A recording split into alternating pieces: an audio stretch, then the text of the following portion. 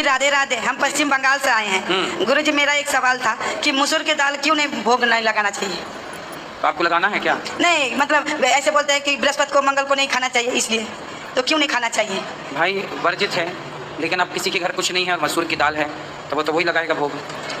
और एक सवाल है, मेरे सास मतलब मीट मछली खाते हैं, उनको मना करती हूँ फिर भी नहीं छोड़ते। मेरे बाल बच्चे सब छोड़ दिए। मेरे पति फौज में है, आर्मी में है, उन्होंने भी छोड़ दिए। मेरे आपकी कथा सुनाते सुनाते वो भी सुनने लगे तो धीरे धीरे छोड़ दिए। यहाँ आकर दीक्षा भी ले लिया। तुलसी का माला भी पहले बोलते थे कि मैं नहीं गुरुजी से दीक्षा नहीं लूंगी, माला भी नहीं पहनूंगी, लेकिन आपके यहाँ आज 6 दिन से भागवत सुन के उन्होंने भी दीक्षा भी ली है, तुलसी का माला भी पहन। लेकिन मेरी सास नहीं सुनती है। मैं घर में मना करती हूँ कि वो अपने से पका के खाती है, मीट भी मछली भी, तो मैं मना करती हूँ। कहाँ से ले आती है सास? सास द्वार में बेचने आते हैं, मैं खरीद के नहीं देती। मेरे हस्बैंड वो पैसा दे जाते हैं। कहाँ सास आई है? नहीं, सास नहीं सुनती भी नहीं। वो बंगाली है, हिंदी समझ में नहीं आती है।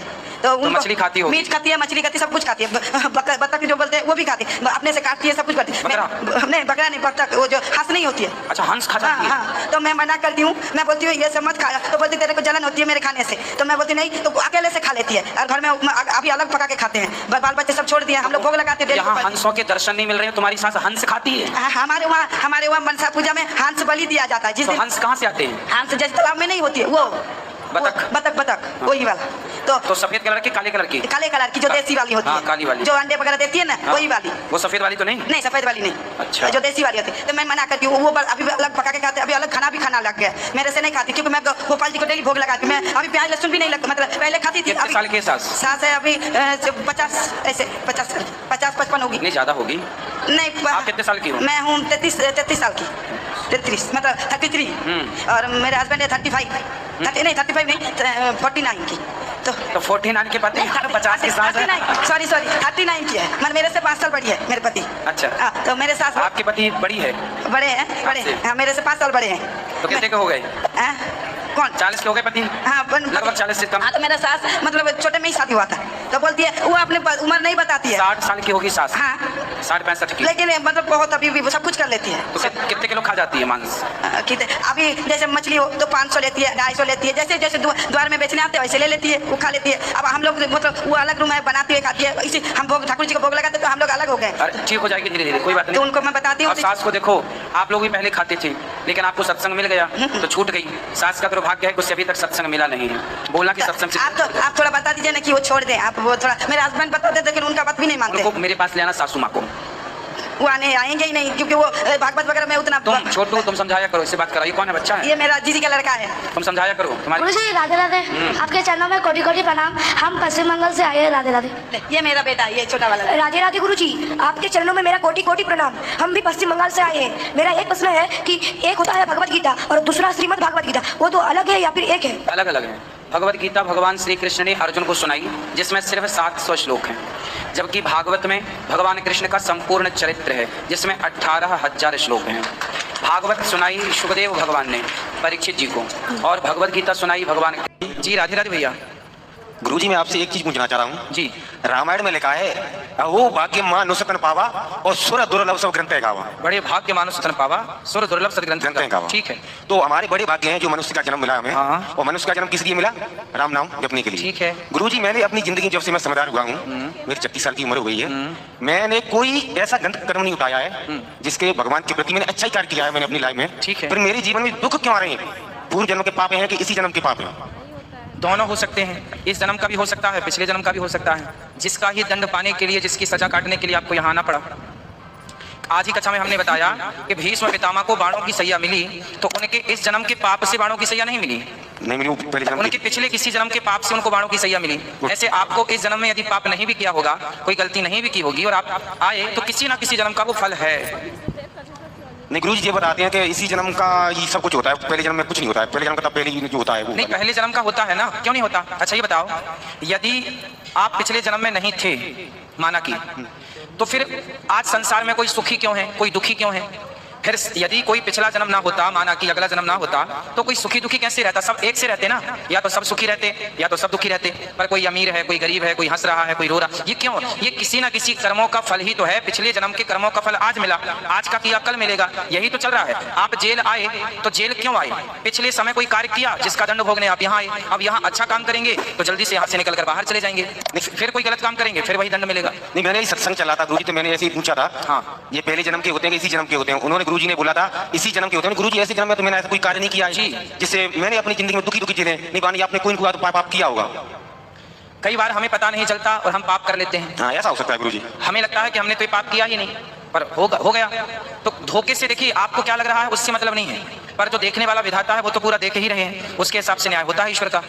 तो वो इस जन्म का, पिछले जन्म का, किसी न किसी जन्म का कर्मदंड है, वो मिलता है। तो गुरुजी एक चीज और बोलना चाह रहा हूँ मैं। हाँ। इस कलयुग में जो अधर्म करने वाले व्यक्ति आगे क्यों बढ़ रहे हैं? हाँ। रामायण में लिखा है, हाँ। जो कोई झूठ मस्करी जाने और कलयुग में गुणवंत बखाने। हाँ। जो व्यक्ति कलयुग में नीच काम कर रहे हैं भी ऊपर जा रहे हैं, जो व्यक्ति अपने धर्म पर चला है वो नीचे क्यों जा रहा है? कलयुग का दोष है ये युग धर्म है। जैसे सर्दी आई तो आपको ठंडी लगेगी, स्वेटर पहननी ही पड़ेगी, ये सब सीजन का दोष है। गर्मी आई तो आपको गर्मी लगेगी ही लगेगी।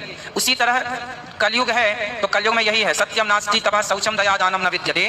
कलयुग में सत्य तो मानो जरा सा रह गया है, कहीं पड़ा होगा, बाकी झूठ ही चल रहा है। इसलिए बोलते हैं जमाना कितना भी झूठा हो पर आप झूठे मत बनो। ये धरती टिकी हुई है तो कुछ अच्छे 1% ही जो सत्य बचा है, उस 1% के बल पर ही ये धरती, कुछ आप जैसे भले लोगों के बल पर ये पृथ्वी जो सत्यवादी है उनके बल पर ये पृथ्वी टिकी है, धर्म टिका है। इसलिए जमाना छोड़ दे झूठ। जमाना क्या कर रहा है? अच्छा देखो, जो रावण कर रहा था क्या वही काम राम भी करें? नहीं। फिर रावण जो कर रहा था उसे करने दो, लंकावासी जो कर रहे थे करने दो, पर राम ने तो वो काम नहीं किया। लंका में सारे लंकावासी गलत काम कर रहे थे पर विभीषण ने तो नहीं किया। तो इसका मतलब ये हुआ कि जैसे दांतों के बीच में 32 दांतों के बीच में एक जिह्वा रहती है, सुना हो पवन सुत रहनी हमारी, जिमि दस नहीं महु जीभ बिचारी। उसी तरह आज के कलिकाल में जहां 99 लोग झूठ कपट छल कर रहे हैं, उनके बीच में आप विभीषण की तरह भगवान के चरणों का आश्रय लेके रहो। यही इस कलिकाल से बचने का एक मार्ग है। भगवान के चरणों का आश्रय लो, काम करते रहो, भगवान का नाम जपते रहो। जय श्री राधे। जय श्री राधे। कितनी बढ़िया बढ़िया बातें आप लोग करते हैं, कितना अच्छा ज्ञान। पर मेरा आपसे ये सवाल है, एक भूत कमरे प्रेत में हमारे देश में क्यों देखने को मिलती है? 8-10 औरतों जैसे 12 यहाँ पे लोगों को, बाल 19-18 लोगों को चलता है।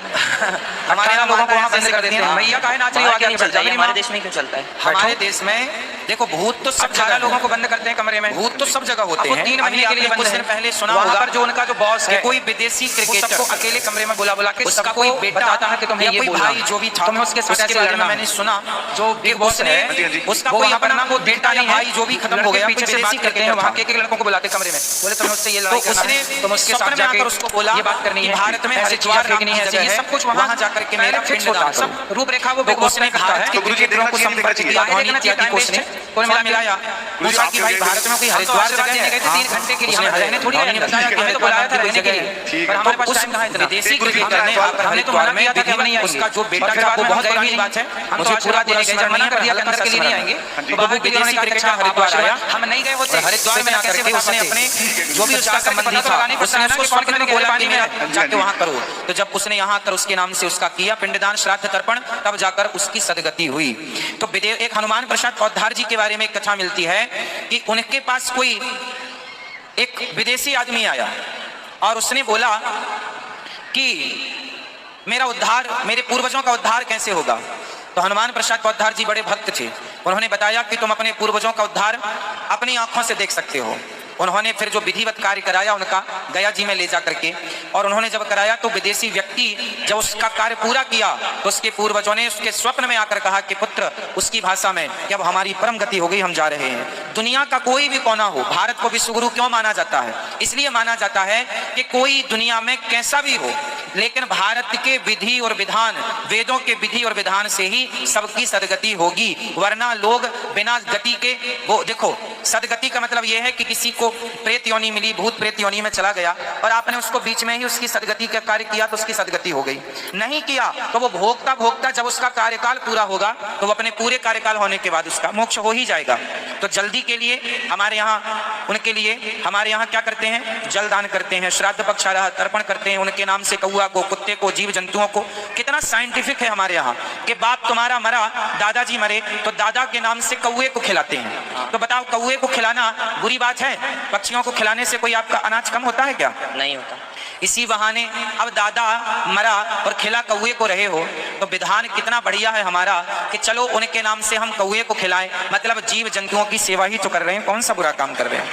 नहीं, तो भूत प्रेत सब जगह है, जो मरेगा गलत काम करके उसे प्रेत योनि में जाना पड़ेगा, चाहे भारत में मरे या लंदन में मरे या जापान में मरे। नहीं गुरुदेव, जो बतू औरतों को जैसे कि भूत प्रेत आते हैं तो वो कैसे इधर इधर उधर हिलने डुलने लग जाते हैं, ये अपने देश में क्यों होता है, बाहर के देश में क्यों नहीं होता है? अब ये तो मैंने कभी नहीं देखा। ये तो उन्हीं औरतों से पूछा जाए कि आप क्यों ऐसा खेल कूद करती हो। आपको क्या लगता है, ये सच है या झूठ है? पता नहीं, हम क्या कह दें। फिर भी आप थोड़ा बहुत एक बार क्या हुआ, कुछ माताएं तो यूं ही झूमती रहती हैं। उसमें एक बार क्या हुआ, कलश यात्रा थी, भागवत जी के लिए हम गए थे। हाँ, हाँ। तो कलश यात्रा थी और हम रथ पर बैठे थे, तो रथ के पास ही वो सिर में मटका लिए यूं यूं यूं हाँ हाँ ऐसे ऐसे झूम बराबर कर रही थी। तो बहुत लोग नारियल तोड़ तोड़ कर उनके ऊपर ऐसे पानी का छिड़काव कर रहे थे, पर वो भूत उतरे ही ना।